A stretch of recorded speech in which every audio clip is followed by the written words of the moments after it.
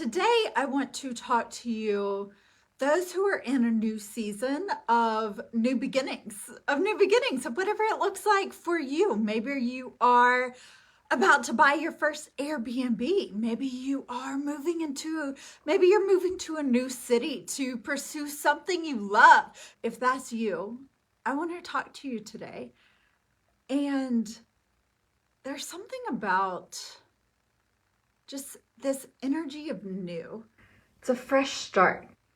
It's special. There's magic in the newness, like when we're in a new relationship, a type of feeling that is only there for a short time, right? And it is special. It is magical. It's this feeling of possibility and a fresh start of so much can await us throughout all of this. Maybe it's how we feel on New Year's Day, of why New Year's Day is so popular. Maybe it's on our birthday, this blank slate, this fresh start, this newness, right? And for me, when I was thinking about this, there was a time when I was transitioning from being a server to my first big girl job, if you will, of being a manager at Harris Teeter. It was new, it was exciting. I was excited and grateful for the opportunity. My boyfriend at the time, now husband, he and I went shopping. We got blazers, business suits, you name it, all of the corporate gear, right? And it was magical. It was exciting. I think I got my hair done. I remember us taking pictures on the very first day. And even though I never wore half of the clothes that we bought, it was still magical. It was still magical. And the energy of it was incredible. There's truly nothing like it. If we can be real though, this newness can also come with a side of overwhelm. It's like we're standing at the bottom of a mountain looking up at all the steps that we have to climb, that we'll have to climb in order to get there, the ones that we'll have to take. There can be a tightness in our chest. There can be this feeling of a weight sitting on our chest, this overwhelm, our mental chatter and our mind wondering, can I handle this? Am I enough? Am I going to be able to be enough in this season? How can I figure it all out? What if I mess this up? What if things go sideways and they don't turn out the way that I wanted them to be? What if? And so suddenly this excitement and this newness and this field of possibility turns into a hamster on an espresso wheel where we're spinning and spinning and spinning and spinning, and the thoughts, we're just trying to figure it out. We're trying to plan, we're trying to know things, and it's because that we care so much and we want it to go well. Which is why the mental chatter shows up in the first place. Because if we didn't care as much about this season, as the new job, as this new venture, the new iteration of our dream, if we didn't care about it, then the mental chatter wouldn't be as loud, would it? And so we find ourselves wanting to plan step 1, step 5, step 20, step 100 before we even take the first step. And it can be exhausting. It can be exhausting. This celebration, it goes from being a celebration to feeling more like a burden, right? So for us, we are on summer break, and I want this to be fun and free. I want this time to be fun and free.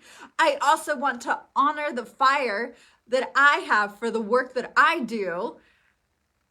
and everything that is going on in my world about what's coming. I want to keep that fire going. And so I'm balancing mom life, home life, work life,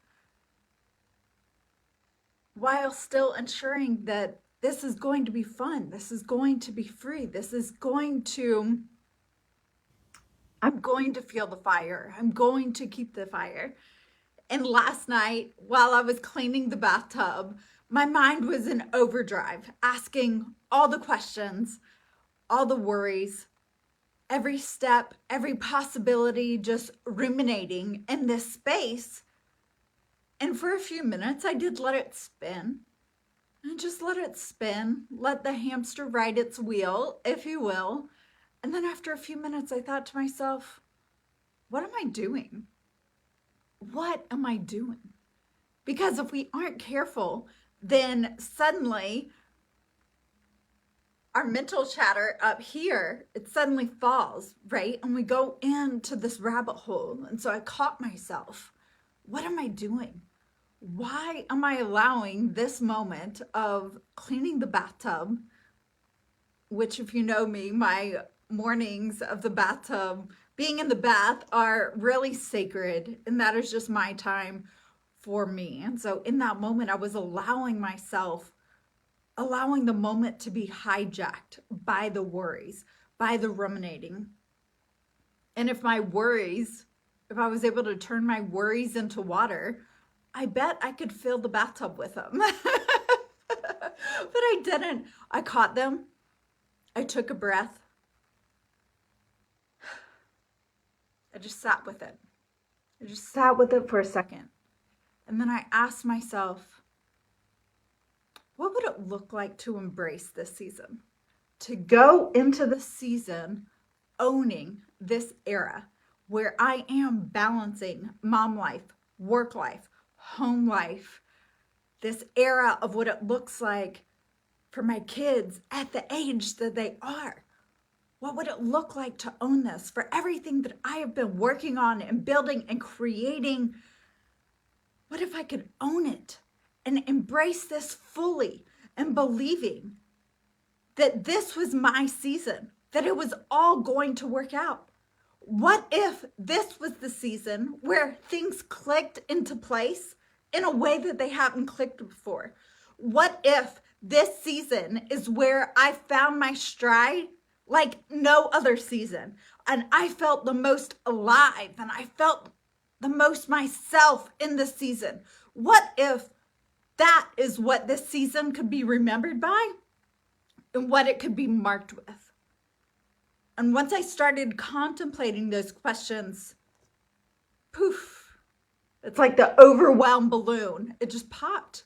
And all of those fears, all of the wonders, all of the what ifs, suddenly they just went into thin air and they completely disappeared. And I think that's why I wanted to share this with you, why I felt so inspired to. Because this season is as much of mine as it is yours.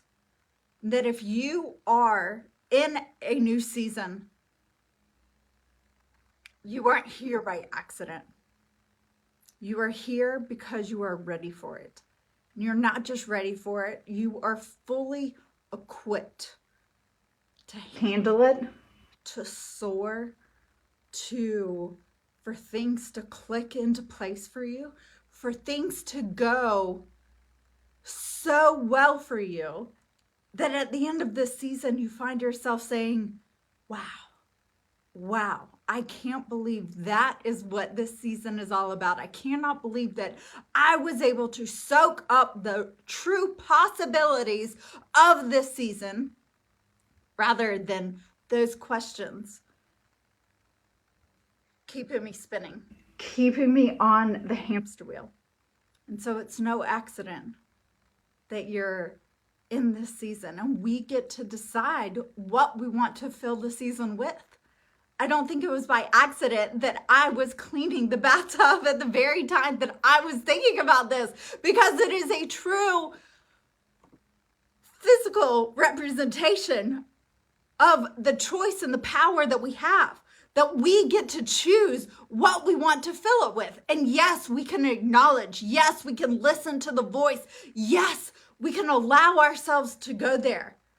And we're not wrong if we do. It doesn't mean that anything is wrong with you. It doesn't mean that you're suffering from self-doubt, or it just means that you're entering into a new season.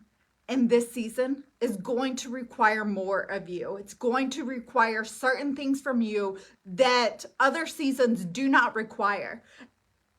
And that's part of what makes this season so special, is because you get to discover what it is asking of you, how it wants to shape you, how God wants to use this season in your life.